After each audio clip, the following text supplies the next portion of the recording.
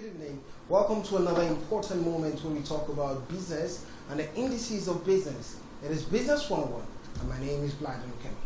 In Business 101, we look at the intricacies in the world of business, basic observatory tendencies and principles that guides business. And from the angle of policy making, we look at government policies that's impacting the economy and the very drive time that comes with it. In today's Business 101, we'll be looking at the impact of the new CBN minimum capital base for banks. We'll x-ray the fine details that comes with recapitalization, and many are talking about job losses. As job looms, the losses loom as Nigerian banks battle to escape extinction. Let's begin a conversation this way. There is panic in the Nigerian financial sector over massive job losses as banks battle to meet the recently announced minimum capital requirement by the Central Bank of Nigeria. The National President of the Association of Senior Staff of Banks, Insurance and Financial Institutions, Olusoji Oluwole, expressed these concerns during an interview. He said the association had already informed the CBN and the Ministry of Labour about the impact of the recapitalization exercise on workers in the sector. But what is this concern all about? The Nigeria Central Bank increases minimum capital base for bank. That is the concern. It could build a conversation today, and the pros, the cons would be where we'll be looking at. The Central Bank of Nigeria, CBN, has raised the capital requirement for commercial banks with international licenses to 500 billion naira, while national banks must now have a minimum capital base of 200 billion naira. Nigeria's Central Bank increases the minimum capital base for these banks. The new requirement for banks with regional authorization has also been put at 50 billion naira, according to a circular release by the Apex Bank. The CBN said it has extended its regulations to include merchant banks, which are also required to maintain a minimum capital of 50 billion naira. Non-interest banks holding national and regional authorization are expected to raise their capital to between 20 billion naira and 10 billion naira. The new minimum capital requirement for banks are part of efforts to boost the resilience of the financial sector in Africa's largest economy, according to different angles, especially from the CBN. Banks have been encouraged to explore various options, such as injecting fresh equity capital, engaging in mergers and acquisitions, or adjusting their license authorization to meet the new capital requirement set by the central bank. The Apex Bank stressed that all banks are required to meet the minimum capital requirement within 24 months commencing from April 1st, 2024 and terminating on March 31st, 2026. The CBN, however, specified that the minimum capital will exclusively consist of paid-up capital and share premium and not be calculated based on the shareholders' funds. The circular also stressed the ongoing processing of all pending applications for banking licenses by the CBN, provided that a capital deposit has been made and or an approval in principle has been granted. However, the banks also noted that the promoters of these proposed banks must bridge the gap between the capital deposited with the CBN and a new capital requirement by March 31st, 2026 at the latest. Well, today we'll look at the good, the bad, and the downright ugly about the CBN's new minimum capital requirement for Nigerian banks. We'll see how these turn out to have an impact on the economy. Some might argue that economically necessary and fiscally expedient moves on the Nigerian economic chessboard in a bid to stabilize a floundering economy and set the country back on a path of economic prosperity. These and many more will look at, most importantly, the pros and the cons. How this drives the market, the stock market, the financial market.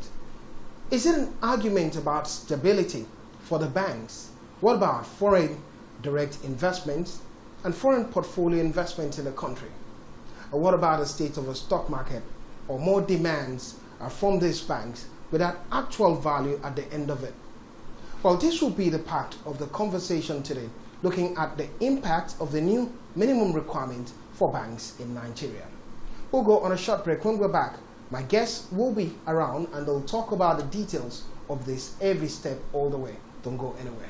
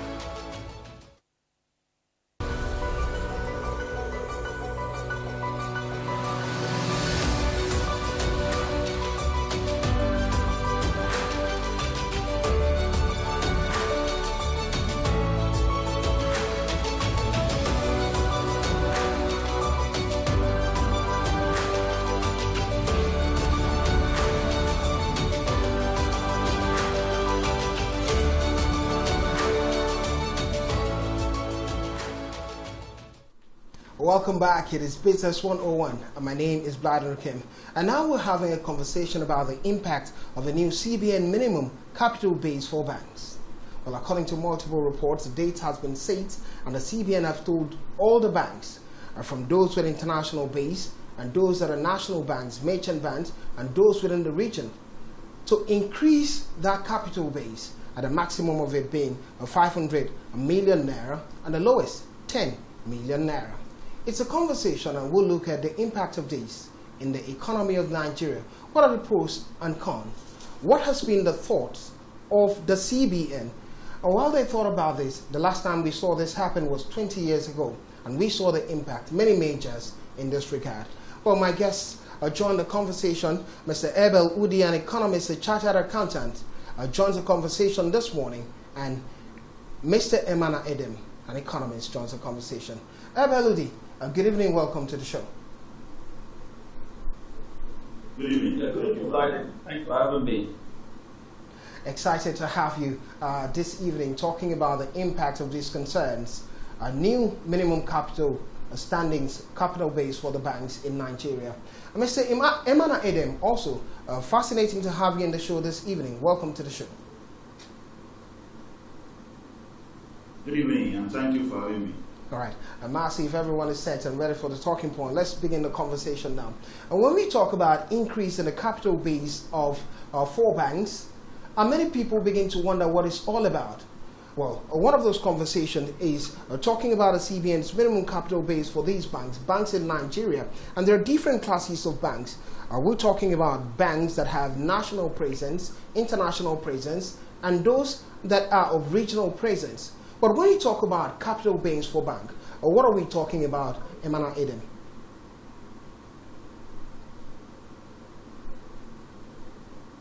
All right. Good evening once again. Good evening. Thank you again for having me. Okay, yeah. The CBN recently came up with a circular mandating all banks to raise their capital base from what is currently obtainable to what has been advised. Okay, so the capital base for a bank is kind of the total asset of the bank, of any bank at any point in time, and different from the shareholders fund. Okay, so and the CBN has advised that there are various ways that banks can go about to meet this new capital base. Don't forget that when this capital base was first reviewed by the former CBN governor, Chukwuma Soludo, in 2005, dollar at that time was trading at about 130 in 2005. And so look at what dollar is trading now at about 1,000 to 1,003, depending on the market that you are getting it from. So if you work that out, you see that it makes the capital of bank very inadequate. So this call for capital increment for bank is very, very apt. It's very necessary so that the Nigerian banks can be able to take up big ticket transactions, can be able to finance big ticket transactions, and instead of being just syndicate banking and all that. So this is just trying to live up to reality, live up to contemporary demands in terms of what the current reality is. Okay, so this is CBN trying to strengthen Nigerian banks, and they've given the banks enough time, 24 months, to be able to do this. And they've advised that this can be done either through the stock market by maybe issuing shares, either IPO or rights issues or whatever. Just go to the stock market and raise capital, or through merger and acquisition. So that's what the mandate of CBN is. We'll get to the details of it. Thank you, Emana Edem. Mr. Abel Udi, let's look at from a different perspective, or from your own perspective now. Emana Edem has talked about capital base for banks and seems to be a good thing from his standpoint now. But this money now, CBN have said, it has nothing to do with the capital share in terms of shareholders' funds for this bank. It therefore means they have to raise capital one way or the other and form the pack. And this money probably sits with the CBN. What do you make of the news when you heard of it? Well, for me, I think it's positive in the sense that just like Emmanuel Adams said, as at 2005, when minimum capital base was raised to 50 billion, the exchange rate was between 120 to 150. And now, with our exchange, with the erosion of the naira and the depreciation of the naira, we can see that a lot of our banks can't do big ticket transactions anymore, and they can't be international players. And one of the focal points of this administration was to put the economy of Nigeria to a $1 trillion economy. Mm-hmm. And if you're going to have a $1 trillion economy, you must have banks that have the capacity to finance businesses. Because the role of banks per se is to, do the role of the financial intermediary, take money from surplus areas to deficit areas and fund businesses. So if we are to grow, we must have a stable financial system, and we must have banks that will be able to do big-time businesses. And if you look at the CBN approach, the CBN is saying, look, we do not want your reserves to be part of the capital you are required to inject. We want you to look for fresh funds. We just want common equity tier 1 capital. According to Basel III, we want common equity tier 1. And even they've gone further to say, look, we do not want additional tier 1, which is maybe contingent convertible securities. They don't want that. Go to the stock exchange, raise money via right issue or offer for sale or placement, whatever you want to do, but nothing like a reserve should be calculated as part of the funds we need. And if you can't raise enough funding, you merge. If you can't raise enough funding, or if you don't want to merge, you can scale down your license. Now, what this means is that banks, after the merger process, we have bigger and stronger banks that can fund big businesses, and we have larger banks that we instill confidence in the banking public. Because one of the things that that the banking system needs is actually trust, because it is trust. The concept of banking is actually dependent on the concept of fidelity. I just wake up from my house, I pick up my money and put it in the bank and expect that whenever I want it, I can get it. So the banks thrive on that fidelity that my money is safe. And whenever people have this inclination that, look, the system is shaky, then it is not good for the economy, and the signaling effect, and it affects businesses. And when your capital becomes very, very inadequate, what it says is that, look, you might not be able to give loans. And the economy needs loans to grow, because most businesses need loans to expand. They need loans to acquire capital. They need loans to acquire machines. Sometimes businesses need loans to bridge, short-term funding deficit to even pay salaries. Now, when we have banks that can't do these things for big businesses like the refineries and the Nigerian breweries of this world, the Guinnesses and stuff like that, what happens is that it stunts growth in the economy. Okay. So if the CBN says we need to grow the economy and we need to have banks that are big enough to work with us, I think it's a step in the right direction. All right. We'll talk about the 1 trillion. So maybe I can just add a perspective. Maybe I can just add All right, go ahead, Emmanuel. Go ahead. In addition to what Abel has said, I don't know if you notice, prior to the consolidation of 2005, there were like a proliferation of banks in Nigeria. We had so many people coming into the banking industry, registering banks and just floating banks. So the merger of 2005 kind of streamlined that.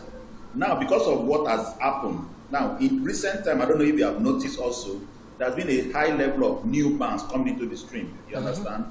Maybe because the capital base now, the 25 billion existing capital base, or the 10 billion if it's a regional license, is very easy to gather, to put together now. So again, so it's a threat because you have banks coming in, as in almost every other 3 months, you see banks coming up and all that. So it's also a threat. It's also a danger to the economy. So the capitalization is going to put a check to that, and which is good for everybody. All right. Mr. Emmanuel, I'll stick with you in this one now. You seem to talk about the positives. Abel Udi talking about the positives, it's a good one. I remember the last time we had a conversation about the economy, or first time I had a conversation about the economy with Abel Udi. When the subsidy was removed, a similar story when the devaluation of Naira took place, first comment from him was, it's a good one. And I asked a simple question, what's the worst that could happen? And he came talking about it, and consequently we saw how bad it became. So I don't want to just toe that line by my angle first, But let's talk about a man who's given a perspective that's a little negative. We're talking about a national president of Association of Senior Staff of Banks, Insurance and Financial Institutions, Olusoji Oluwole, and he has expressed concerns. What is the concern? The concern is looking at looming effects. It could be that of job losses. When we begin to have lots of mergers take place and a heightened amount of money in terms of capital base for banks. Do you tow in that direction as one loophole in this one now, considering the fact that he says there could be possibilities of huge job losses in that regard? Well, okay, so who is going? Emana, go ahead. Okay, so easy. Okay, so he's the union leader, and I think that is the responsibility of the union to protect the interest. It's a pressure group, and it's the responsibility of the union to protect the interest of its members. So what he's saying is only up that he put that in place, just to protect his interest. But we are looking at protecting the interest of the larger society, or the society at large. Now, granted, there may be job loss in the interim. Okay, maybe when there is merger, and merger may not necessarily lead to job loss. It is when after the merger and some banks decide to maybe close down some branches and all that. That is when we begin to see those job loss. But like I said, it's in the interim. If the overall economy of Nigeria is strengthened as a result of this banking consolidation, this high capital base, like we have pointed out, the banks now in Nigeria that will survive the post-consolidation will be able to finance bigger transactions, be able to finance bigger tickets, because you don't expect banks to provide all the jobs, okay? So if you look at how many banks we have and how many people are employed in banks, the life stream of any society is the SMEs, is the corporate organizations. So if the banks are better positioned to finance these entities, it will lead to job creation at the long run. So something has to give, okay? Just like we are paying the interim price now for the subsidy removal, we hope that things will get better. So that's my take. Well, many concerns for the hope that comes with possibilities of things getting better. Let me chip in something there. Let me chip in something there. I think in 2005, after post-consolidation, people expected a lot of job losses in the industry at the time.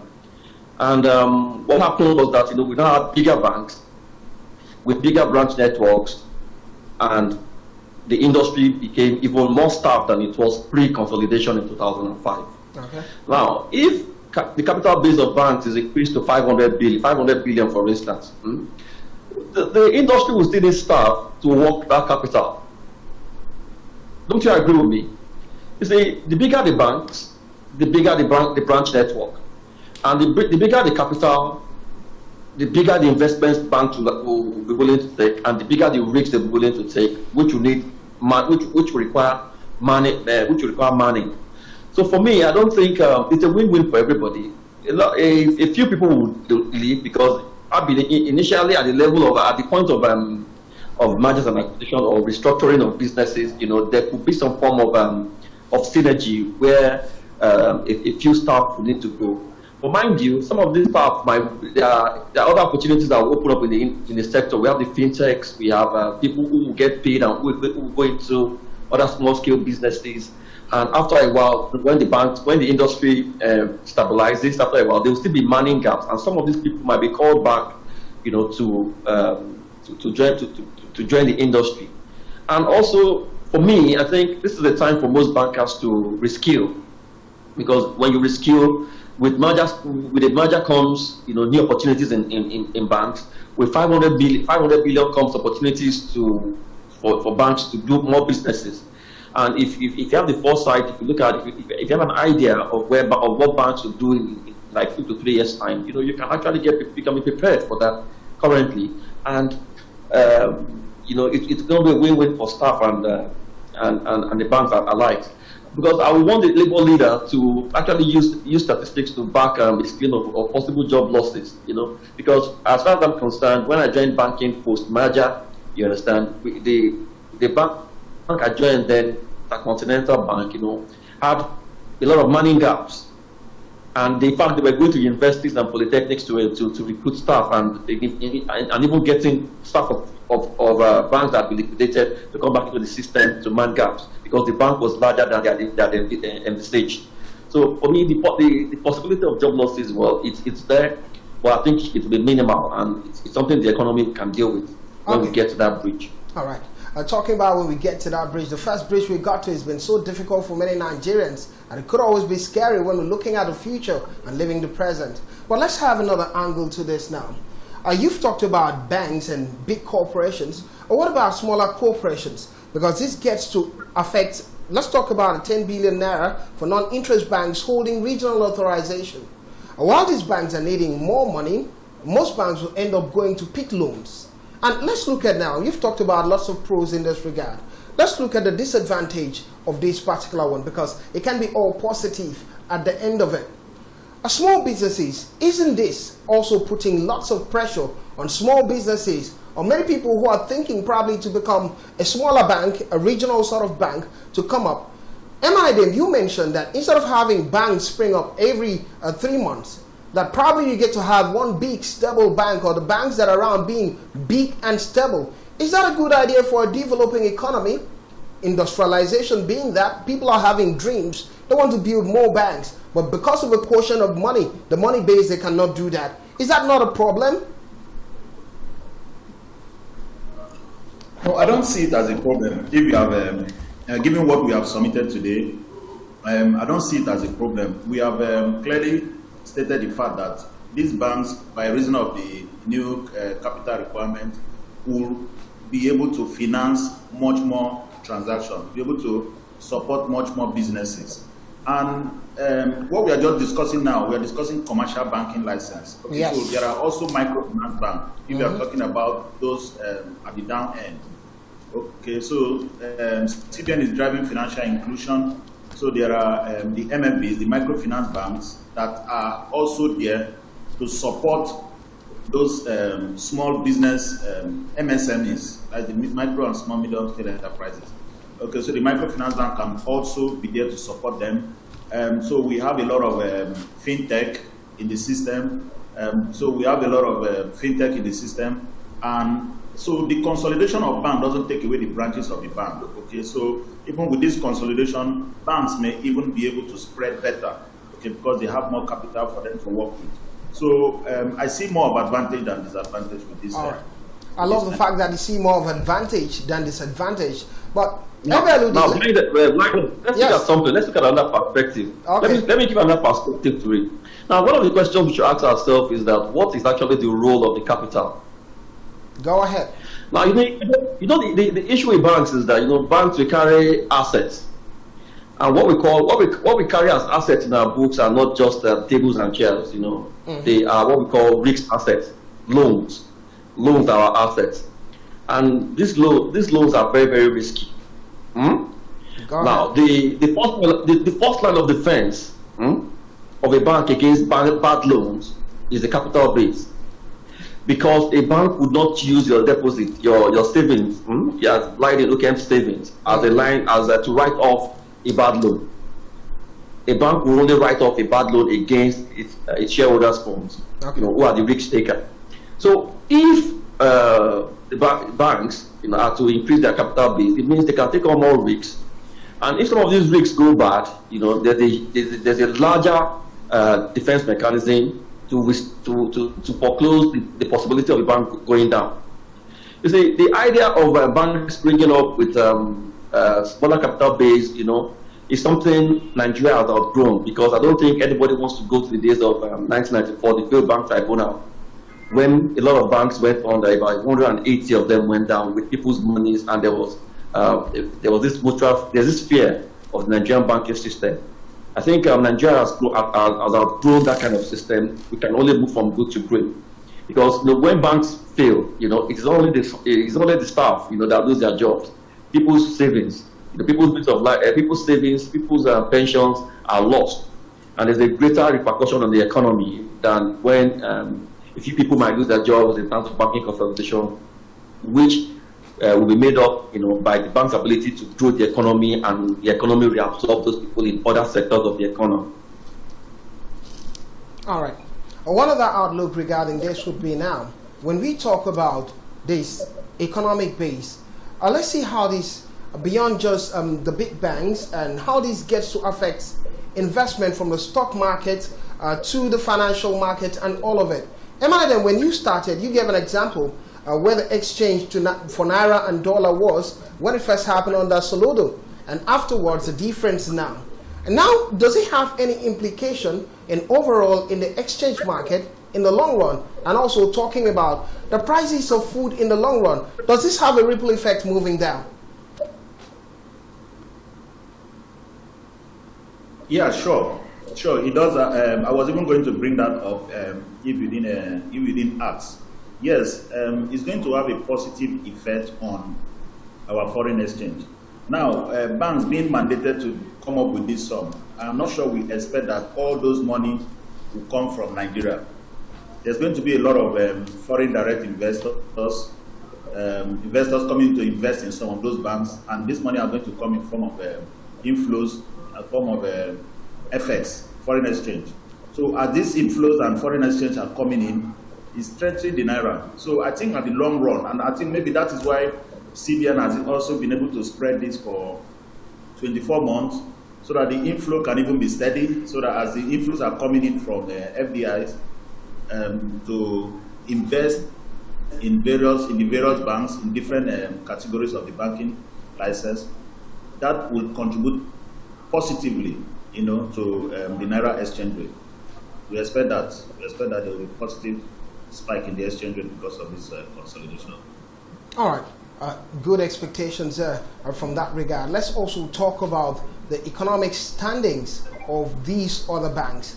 The CBN in the circular has stated this, and one of those conversations, Mr. Ebelu, is this. They said the minimum requirement they are talking about does not involve shareholders' funds in these particular banks. And recently, we've seen the Nigerian stock market grow, and grow so importantly, 132% in the past 12 months. And if you talk about a sector that's contributed to that growth a lot, it has to be the financial sector and many investments. And now, when we talk about separation of the shareholders' fund, you think it's good enough for this bank in that regard, or it should include the shareholders' fund?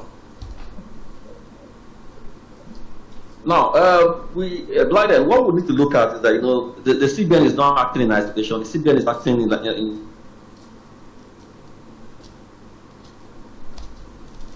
in line with international best practices. Okay. And your Tier 1 capital, that's your common equity Tier 1 capital under the Basel III Accord, should be retained earnings and your common equity. However, CBN is saying no, we are not allowing retained earnings. Now, the reason why CBN is not allowing retained earnings is that, look, the quality of what we call profit in Nigerian banks, you understand, it's not, the integrity of those earnings is doubtful, you understand. And if it's doubtful, is it possible, can we write off bad loans against your retained earnings without the banks going down? You understand, there's a possibility that a lot of banks will go down if we have to write off their bad loan portfolios against retained earnings. So CBN is saying, look, let's take out your retained earnings because we don't trust it. You understand, which is understandable because CBN has an eagle eye over bank financial positions. Let's look at your paid up capital. The actual money your shareholders have put in the business, which is actually the first, like I said earlier, the first line of defense against bad loans. Let's jack this up. You understand? Irrespective of whatever paper profits you've made and the paper retained earnings you might have had. For banks that have failed in the past, they've had massive retained earnings. But at the point when their banks were going down and became shaky, there was nothing to write off their loans against. So CBN is actually coming from a point of experience, saying, look, we will go a step further than Basel III and look at Tier 1 capital from the point of view of paid up share capital only.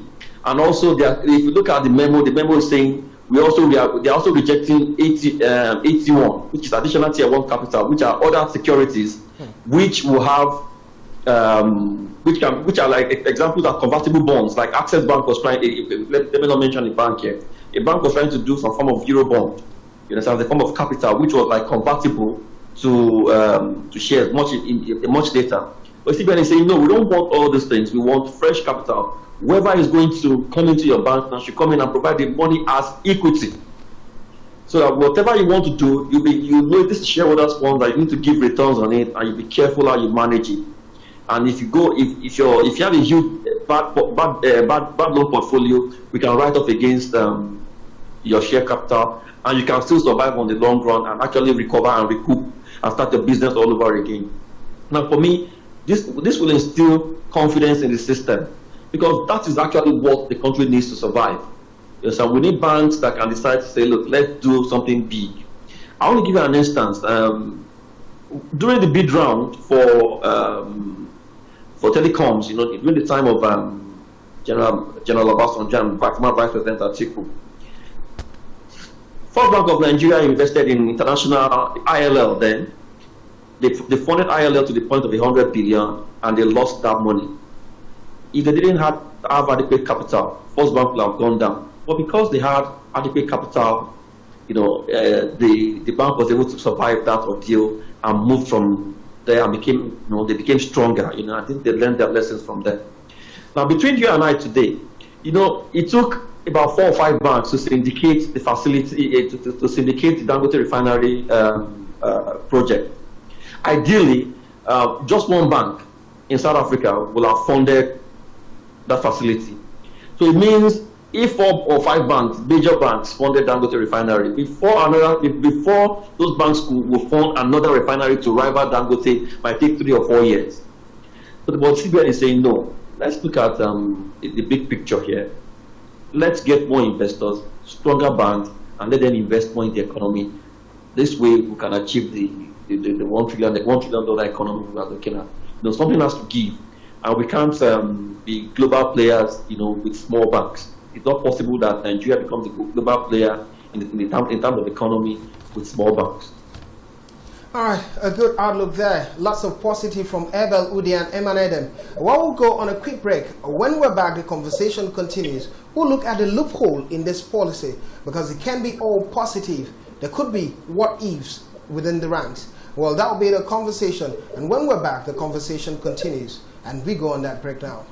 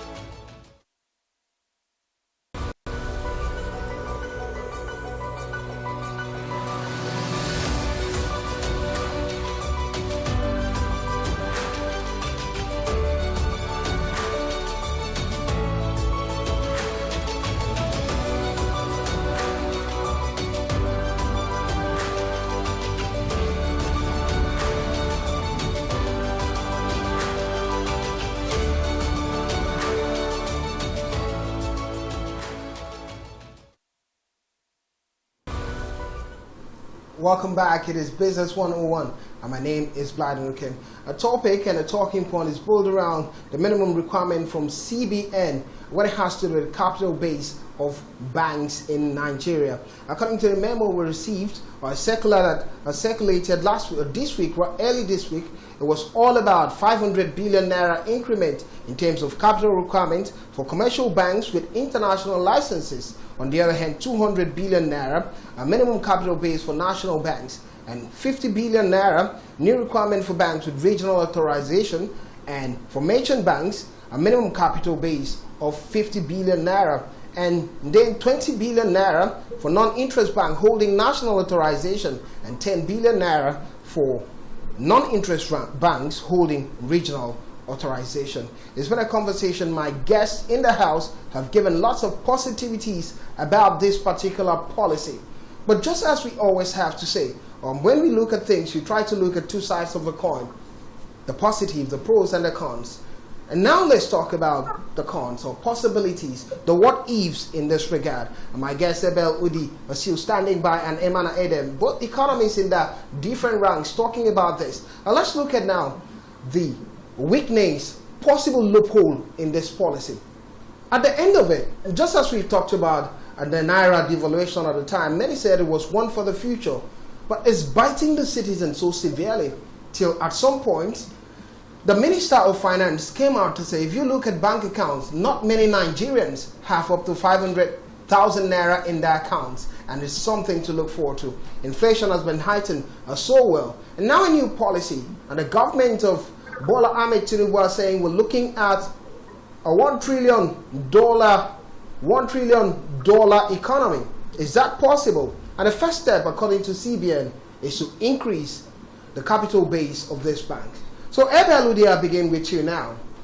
When we talk about this policy now, is there any possibility or is there a disadvantage in this policy? Yeah, like to be frank with you, for every policy, there are pros and there are cons. Now, I think for me, the major cons to this policy is that some bound to reach we face the risks of overcapitalization. And the economy is not growing as it should grow, and we've not seen reforms that will attract investment into our major productive sectors. Nigeria is actually not a very, very solid economy if we look at GDP per capita. So if the power situation in the country is actually not very good, which is a disincentive to investment in Nigeria. We have the issue of multiple tax regime, and so many factors, mitigating against businesses in Nigeria.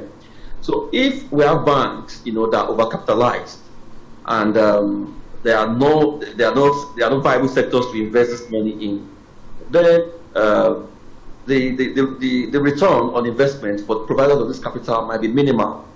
And along the line, we might have a situation where people who had invested in these banking stocks, who are taking up shares in banks, begin to dump their investment, dump their shares, and that would also cause a run on the stock exchange. And it also shows if people begin to dump banking shares, in preference for other shares, it's also a signaling effect that something is wrong with the industry, which is something.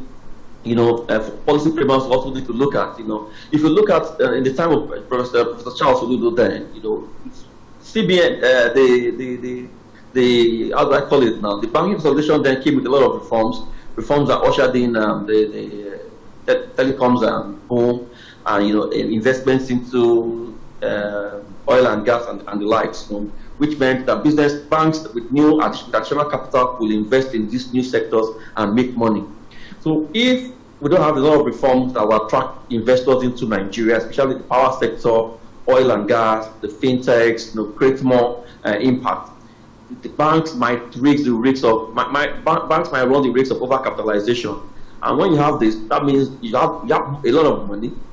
You begin to look at you'll be able to earn enough revenue to pay dividends, appropriate dividends to match your capital base. At the same time, you might also begin to speculate. When you have so much money and there's no business to do with it, you begin to speculate. Maybe with government treasury and a lot of other things, and we might come back to square one. However, I am believing that the CBN and the Ministry of Finance and the Presidency are looking at there is a pathway to this $1 trillion economy we are looking at, and to get there, we need bigger banks. And when we get to that bridge, we open up the economy. There will be adequate reforms to drive investment into Nigeria. So for me, I think the basic, the major risks this consolidation might pose is the risk of overcapitalization and risks of low returns to shareholder on the long run. However, I think with experience, it's a risk that is worth taking for investors, because the Nigerian economy is resilient. And I think this investment to be value for money for the banks that will emerge after the exercise. All right. Thank you. I love the belief that comes with the $1 trillion economy, possibilities for Nigeria. And it makes sense, especially when Ebe Alude is talking about it repeatedly. Emanadem, I'll come to you now regarding this same perspective, the negatives, disadvantage at the end of it, the cons that might come with this policy. I have different outlook to it, but let's get your view regarding that. Okay, the point that Abel has made is very germane, very valid point in terms of overcapitalization. Adding to that, from my own perspective, I'm seeing lots of unique selling points by banks. There are banks now that came up with some very unique product, very unique way of service delivery, leveraging more on technology and all that. So this, recapitalization may force them to abandon some of those their strategies, because survival first. Yeah. Most banks, they want to survive before they grow, so they may jettison those beautiful, unique selling points that they came up with to just maybe if they can't raise the required capital, they end up merging. And when you are merging, something has to give. Yeah. So they may end up shedding their strategy there. So that for me, and the Nigerian population or the banking population would have lost that the value that maybe that bank would have brought to the table.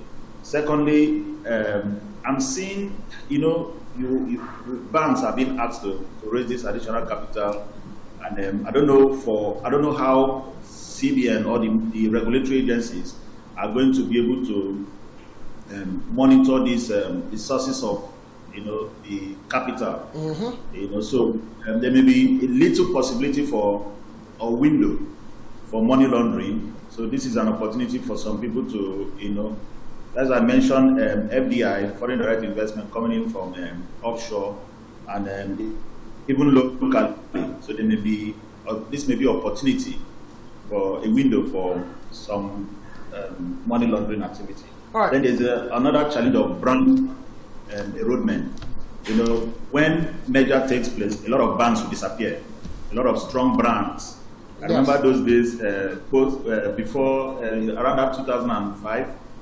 Used to hear banks saying that we believe that one day cars will ride on water, something like that. Yeah. There were a lot of brands out there, but because of the consolidation, those brands are no more. So some brands will disappear, and so those are some of the things I could pin down as some of the demerits. But like I said, the advantages far outweigh these disadvantages, and these are things that, at the long run, they could be well managed.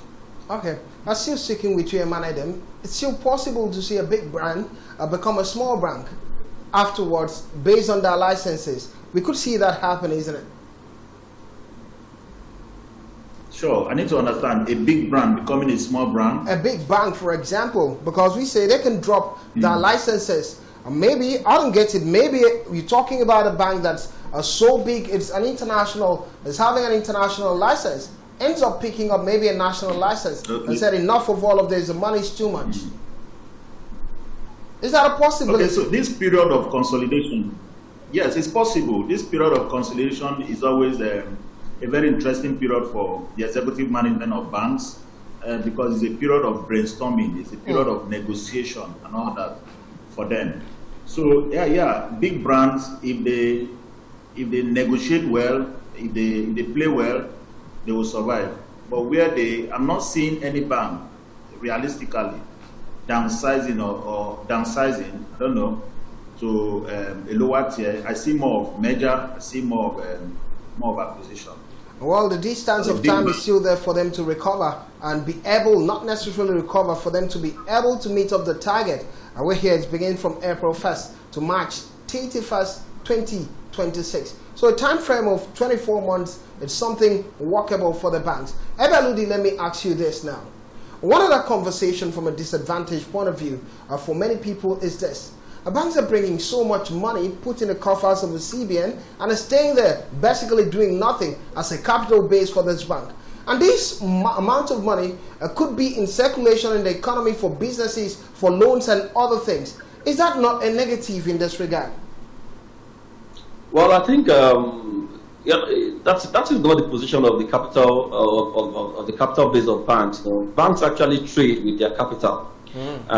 What is kept with CBN is the TRR, which is cash reserve requirements, of depositors. So when I take 100 naira deposit from you, like I keep 40 naira with CBN, you know, as cash reserve requirements, you know, against a possible run on the bank. For the capital base of banks, it's not kept with CBN. It's actually bank actually maintain an account with CBN, but that is where those are the monies that the respective bank, you know, the banks trade with. So those monies are not sterile. You understand? They are actually what banks trade. Now, but going back to your previous question on some of the issues, you know, we might have with this consolidation, you know, like incidentally, my final year project then was about banking consolidation, and one of the things I wrote about then was on the human resource management post-merger of banks. You see, banks have different cultures, and a lot of banks would not want to merge cultures with other banks, because when there's a merger, and you know, there's the way we do things in GT, for instance, and there's the way we do things in First Bank, for instance, and we decide to merge. You see, post-merger, it might become it might become problematic, and some of those things, those smaller issues, might actually, you know, collapse a bank faster than even the loans going bad. So the possibility of some banks deciding that, look, let us scale down. If we can't merge and we can't raise 500 billion, can we just scale down our license to a national bank on the interim and decide to grow from there? I think some banks, you know, that might not want to dilute their culture might decide to go that way. After all, the largest bank in terms of paid-up share capital in Nigeria now is Ecobank, and they have a national license. So some banks might decide, okay, look, let's sell off our foreign assets and let's maintain our culture and see if we can give ourselves a five-year period and become a national and hold an international license. So I think some banks might scale down. They might scale down their licenses. For those that might have similar human resource culture, they might decide to go the long way of merger.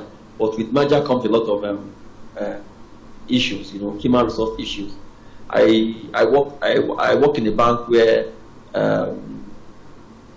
they had about 5 or 6 banks merged into one post 2005, and 15 years after, you know, you still have cliques. You know, this is the former, this bank clique, this bank clique, that bank clique. You know, there is not always that full integration. But I believe some banks might decide to scale down their licenses or go with banks with like minds. Well, good thoughts there regarding this talking points, the capital base of banks, and the potentials that comes with it. Emanadem, we're set to close. 30 seconds. I'm looking for your last words and asking this question. You believe the possibilities of a $1 trillion economy in Nigeria as soon as possible under this administration?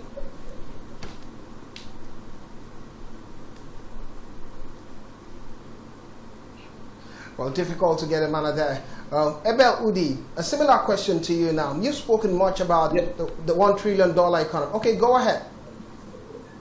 Okay, yes, I said, yes, I do believe that, the Nigerian economy can grow up to a $1 trillion economy.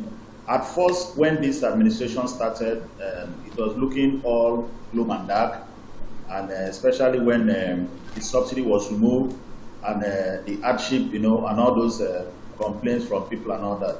But some of the policies that the CBN has rolled out in the last couple of weeks has given us some form of hope. The policy they brought up, trying to control the inflation with this ICRR and the MPR rate, and now with this banking consolidation, coupled with the commitment of the federal government to say, okay, they're going to provide, solve the electricity problem and tackle inflation heads on. Now, the federal government, through the CBN, has also given commitment that exchange rate will keep going down. And from some of the policies that are being rolled out, we see that the exchange rate, the Naira, is actually being defended and is appreciating gradually. All right. Yes, and with this banking consolidation, we've established that it's going to strengthen the banks, give the bank more muscle to be able to play higher.